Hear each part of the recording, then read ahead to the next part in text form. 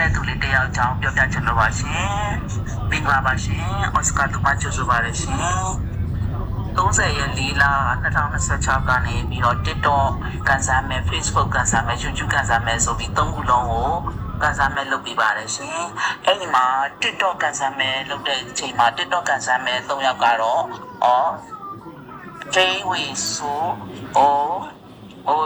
EGView music ကိုသူတို့3ယောက်ကတော့အမှန်ပါကမယ်ဆိုသူတို့3ယောက်ကတစ်တော့ရှင်းပါတယ် Facebook မှာကျတော့ဘယ်လိုဖြစ်နေလဲဆိုရင် Facebook မှာ3ယောက်ပါပါတယ်ရှာနေပြီးတော့မီယာခေ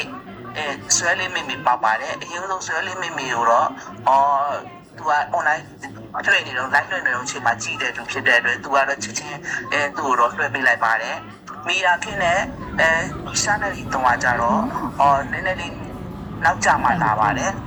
ရှာနယ်လီတုံးတော့သူကလည်းအမှတ်ကမဲ့ဆိုတော့ဆွဲပေးလိုက်ပါတယ်ရှာနယ်လီတုံးဆွဲပေးလိုက်ပဲနောက်တစ်ယောက်ကကြတော့မီယာခင်းပထမမီယာခင်းပို့တဲ့သူကတော့မမ်မီမြတ်သူဖြစ်ပါတယ်သူကကြတော့9ရက်နေ့ကအလကားပေးမယ်ဆိုတဲ့post မှာ comment ပေးထားတဲ့သူမဟုတ်ပါဘူးရှင်နောက်ဒုတိယပို့တဲ့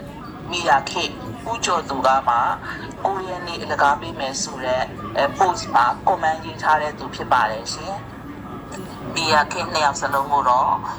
ငွေလွှဲပေးလိုက်ပါတယ်ရှင်